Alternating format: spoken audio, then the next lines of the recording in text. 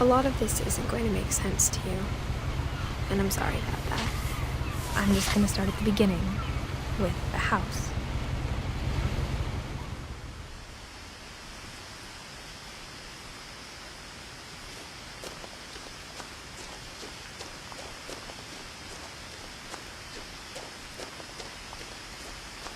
I lived here until I was 11, but I wasn't allowed inside half the rooms.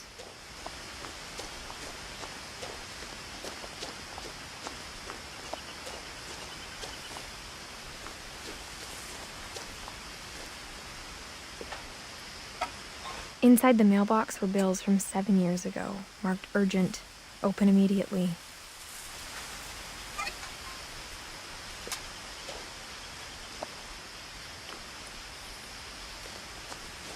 I hadn't been back since my brother Lewis's funeral.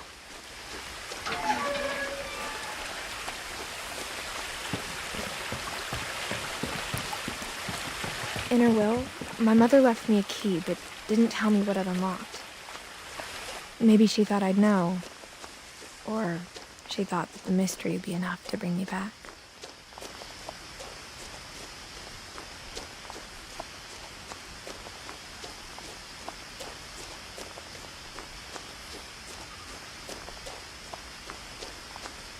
No one had driven this way in a long time, but I saw a few hoof prints.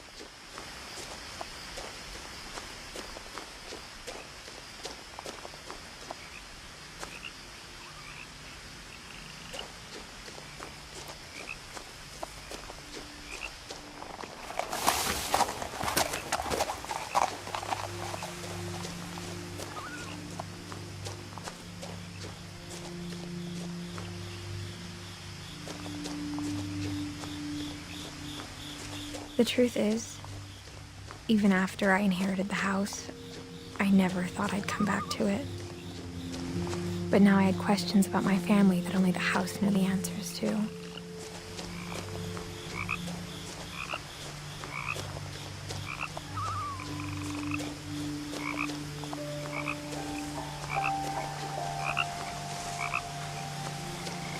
The house was exactly like I remembered it, the way I'd been dreaming about it.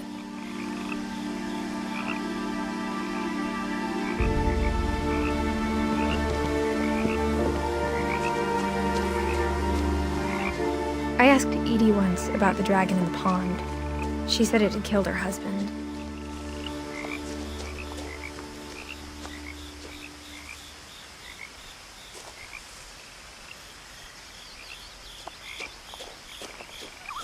As a child, the house made me uncomfortable in a way I couldn't put into words.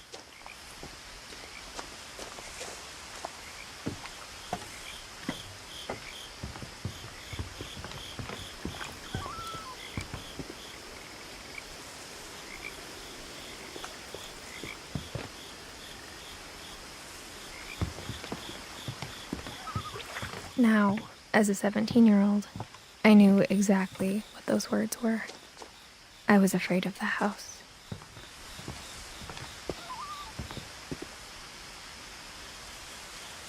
I hoped the key might unlock the front door. It didn't.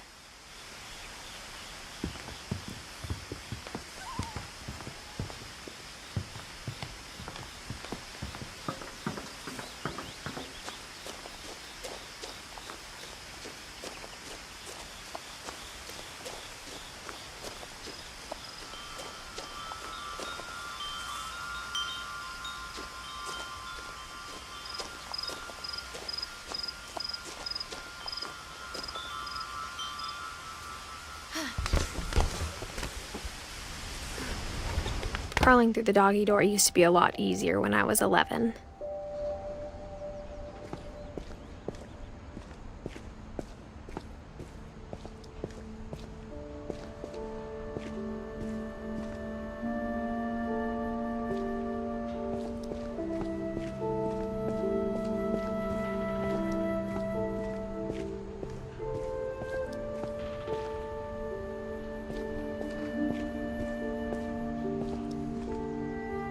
The power had been turned off the night we left. For the first time in years,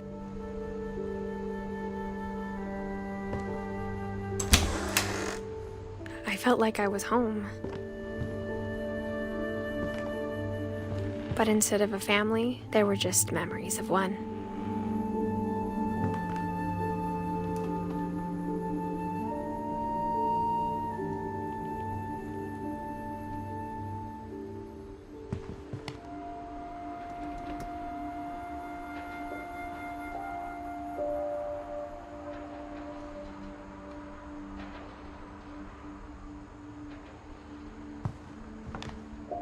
Like how after Louis started working at the cannery, we all got sick of eating salmon.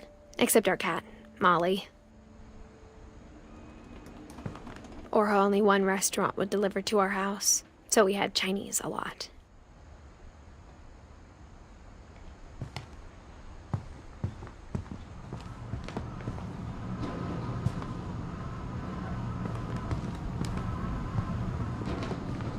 Nothing in the house looked abnormal. There was just too much of it, like a smile with too many teeth.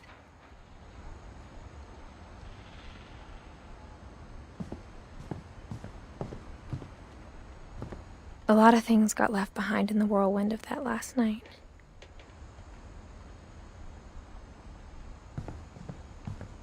My mom wasn't much of an optimist, but she never stopped believing that my brother Milton was alive.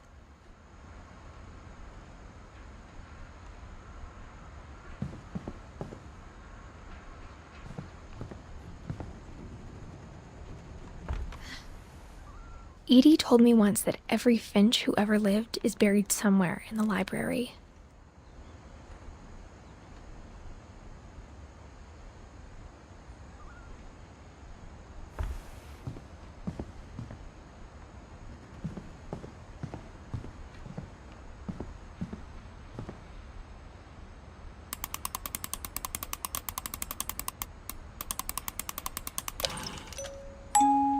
Great-Grandpa Sven built a music box for Barbara, along with the rest of the house.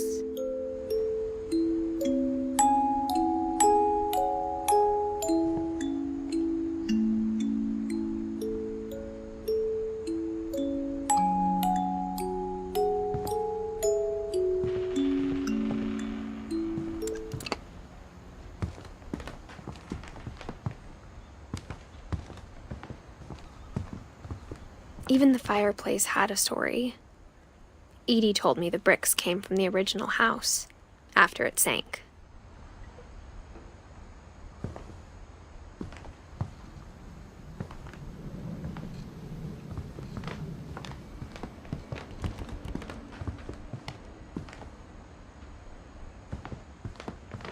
The table was still a wreck from the night we left.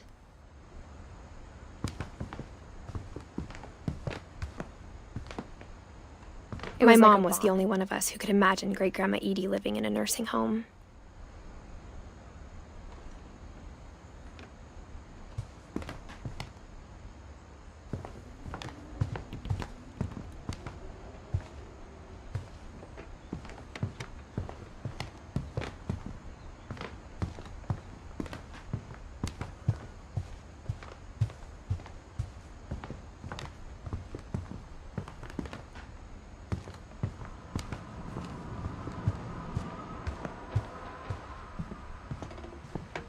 Mom always told me to stay out of the basement, so I wasn't too surprised when the key didn't fit.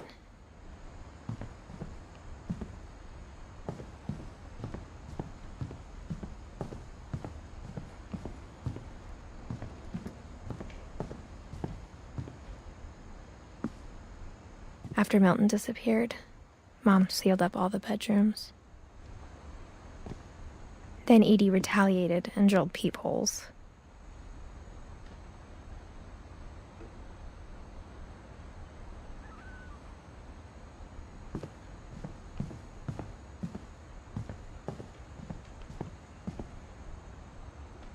Whenever people ask me about my family, the first thing they always want to know about is Barbara.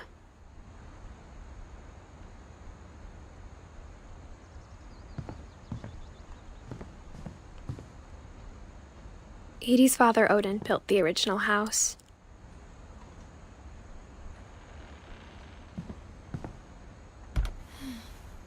Barbara was a child star for 2 years.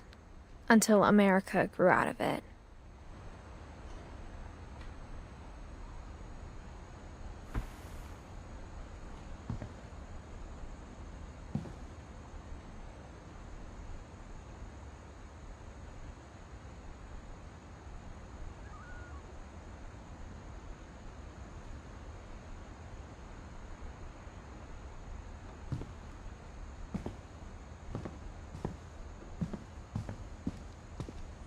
Mom must have locked the third floor stairs on the night we left.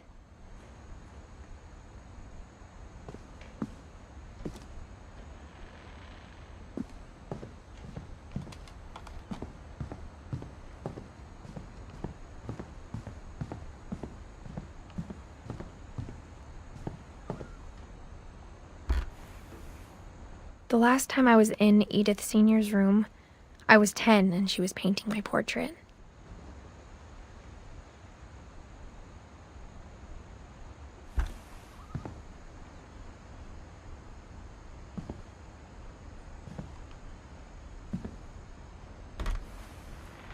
My Grandpa Sam spent 7 years sharing a room with his dead brother, Calvin.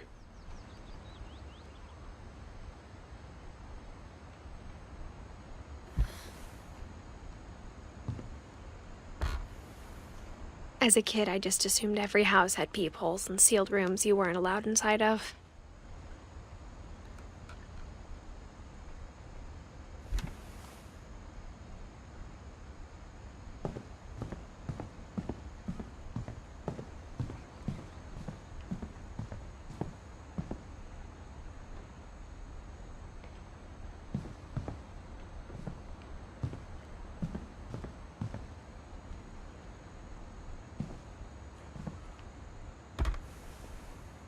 Molly always seemed like a girl I could imagine being friends with, if she hadn't died in 1947.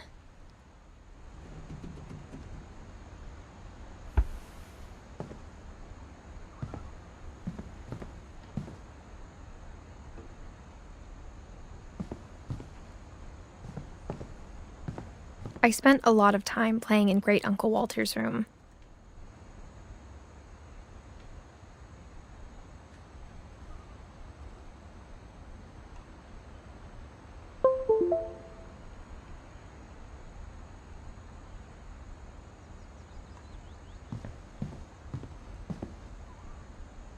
I think my mom sometimes regretted not sealing it up.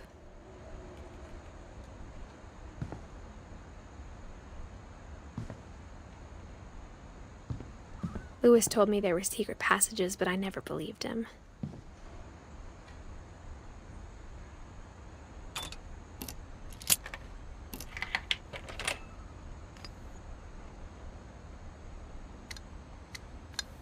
Turns out, my mom was really good at keeping secrets.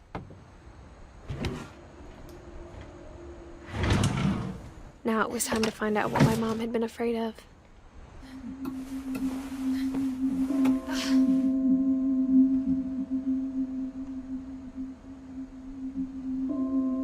From the paintings on the wall, it was clear my brother Milton had been here before me.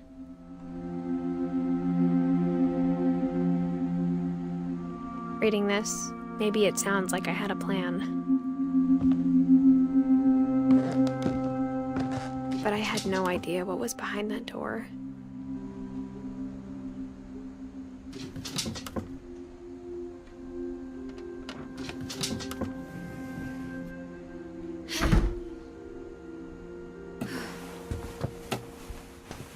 Just like I had no idea where all this was gonna lead. I grew up looking at Molly's room through the peephole.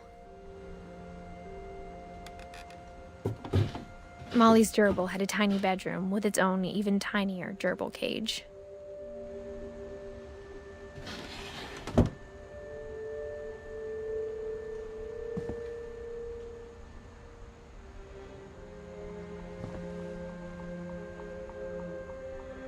Being inside for the first time, I felt like I'd stepped behind a painting.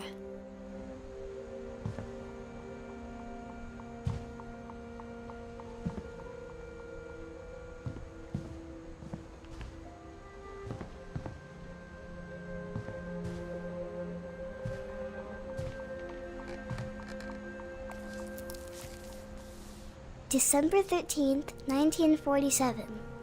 Dear Diary, I'll be gone soon, but I wanted to tell somebody about what's gonna happen. It started when Mom sent me to bed without dinner. I woke up and I was starving, so I looked around for something to eat.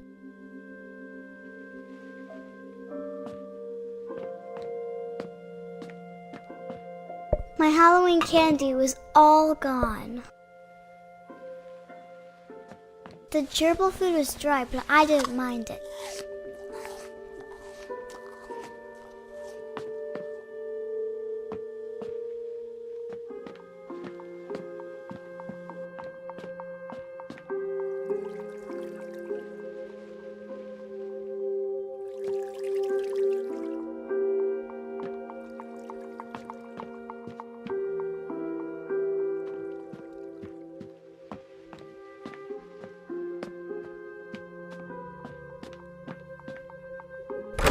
Mom, can I come out now? Sweetheart, it's late. Go to sleep.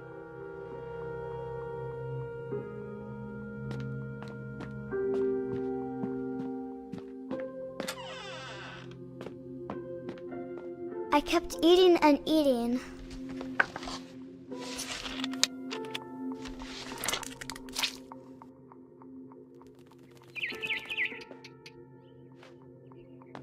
I ate a lot of things that night.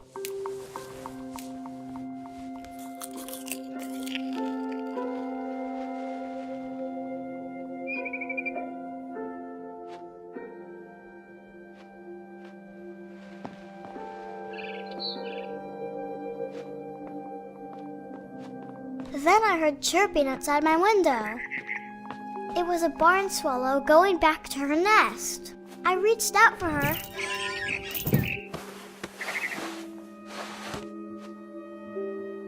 And suddenly, I was a cat.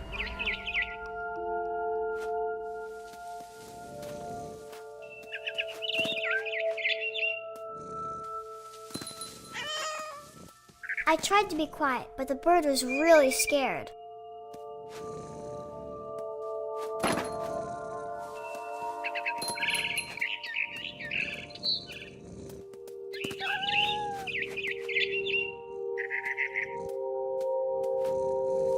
Mom and Dad didn't even look at me.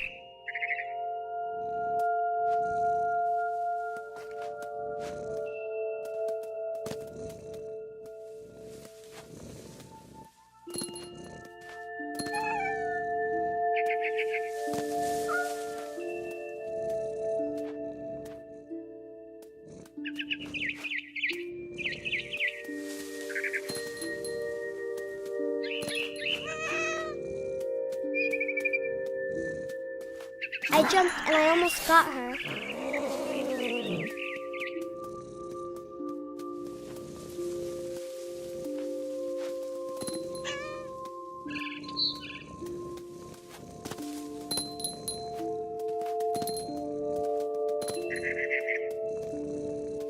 I could tell she was getting really tired.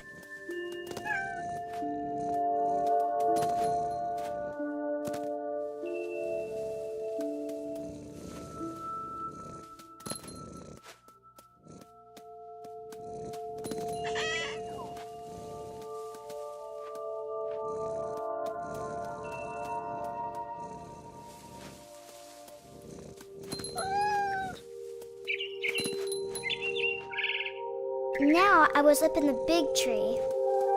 I promised Dad I wouldn't climb it anymore. All I cared about was eating that mama bird.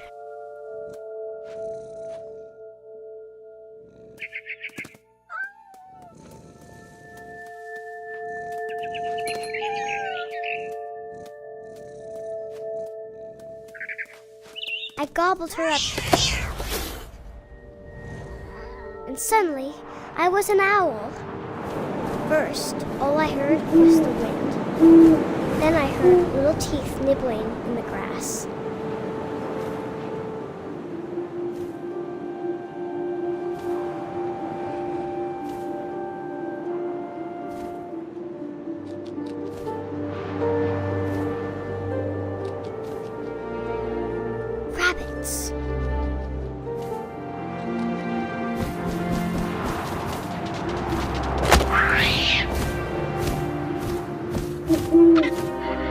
imagined his face looking up and seeing mine through my talons.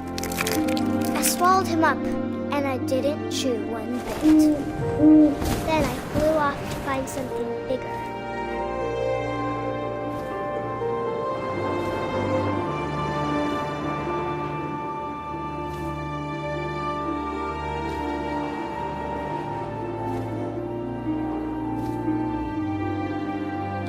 A mama rabbit.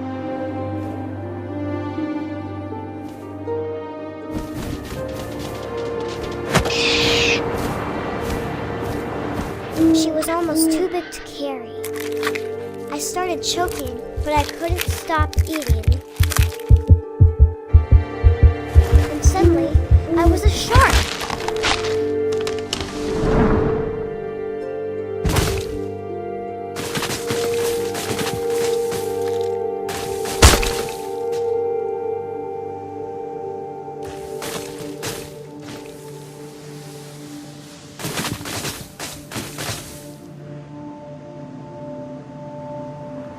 I rolled off a cliff and into the ocean. Now, I was hungrier than ever.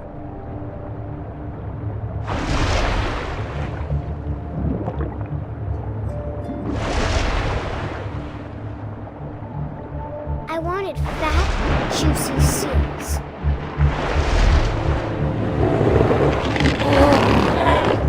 I tore off her flipper, and it tasted really good.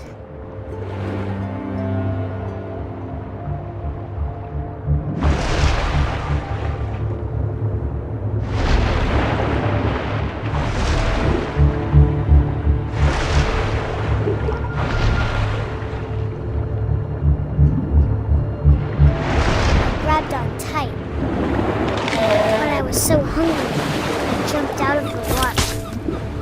When I opened my eyes, everything had changed.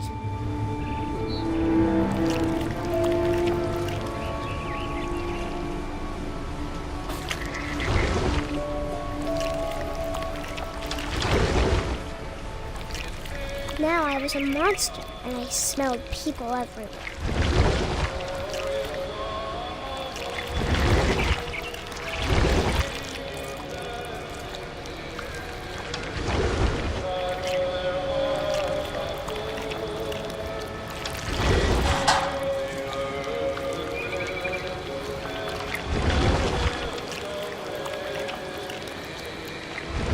I was big, but I moved real quiet.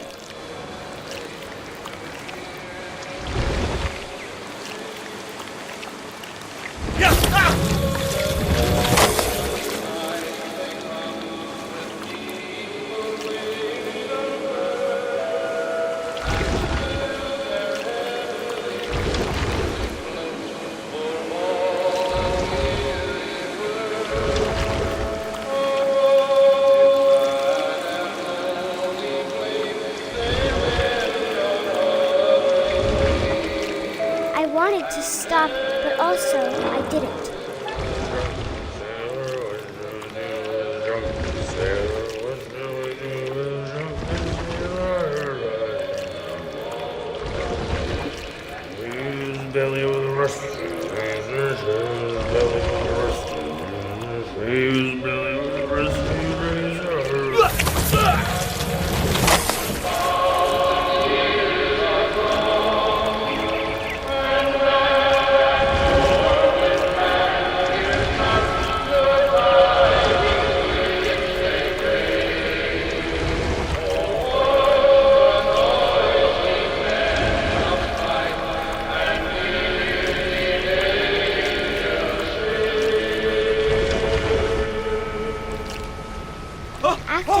Passenger, I was still hungry, and across the water I smelled something new, something I had to have, so I swam towards it.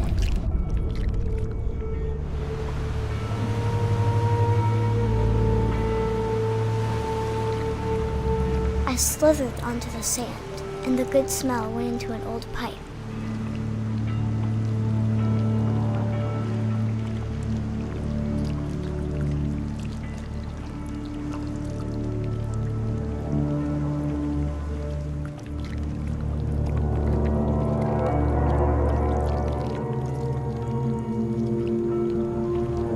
got closer and closer.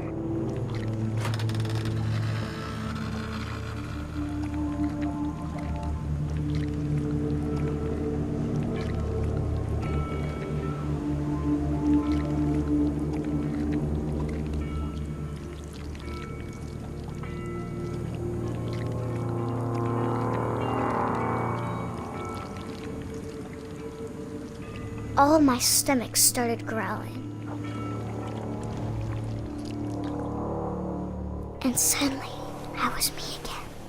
I held my breath for a long time, but I couldn't hear anything. I think it's waiting for me to fall asleep. But it's not going to wait much longer. It needs to feed, and we both know I will be delicious.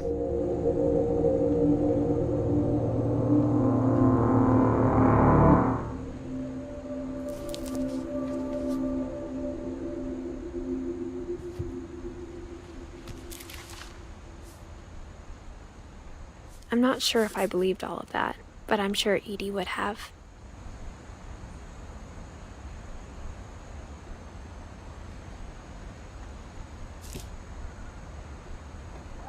I got the sense Edie had spent a lot of time here, before my mom sealed the doors.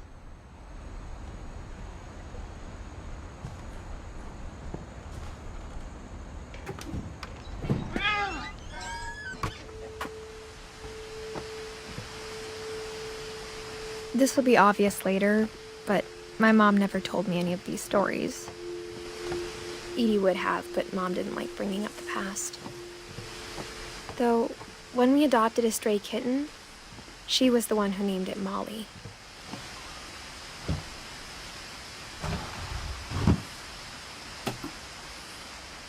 I spent a lot of time in Great-Grandma Edie's room.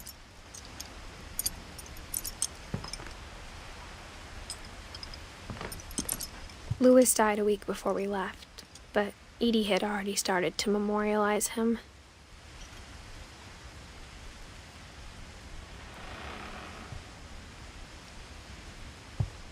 Her room was like a museum. For 500 years, the Finches have been famous throughout Norway for their fortune and misfortune.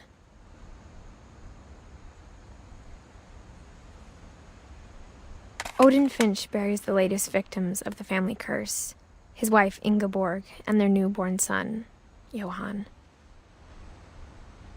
On January 7th, 1937, he set sail with his family and his house, hoping to leave the curse behind. But 40-foot waves off the coast of Washington send the house and Odin to the bottom of the sea. Odin's daughter Edie, with husband Sven and baby Molly, step ashore on their new home, Orcas Island. Odin Finch is the first to be buried in the new family cemetery. His daughter Edie is already dreaming of a new Finch house.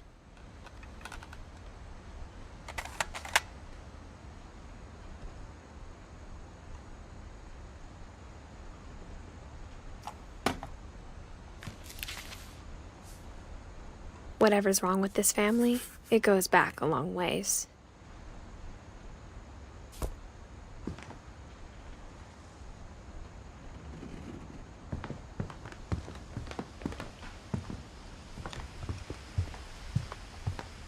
When Edie told people Sven was killed by a dragon, she could also have said he was building a dragon-shaped slide that collapsed. She could have, but she didn't.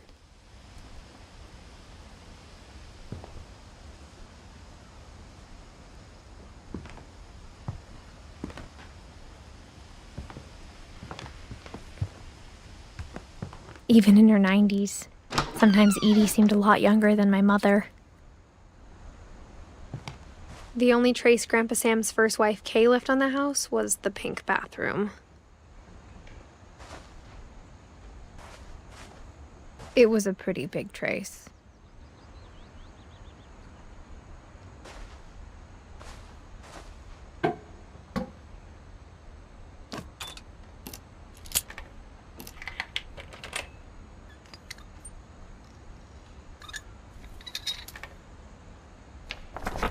There's a secret in this bathroom.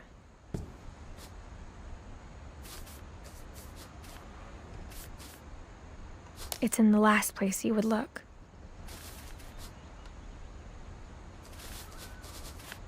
It isn't in the cupboard.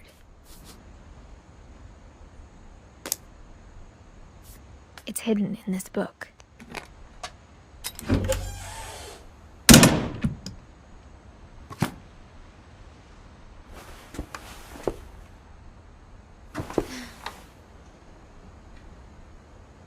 Sven gave Sam an old camera he'd refurbished.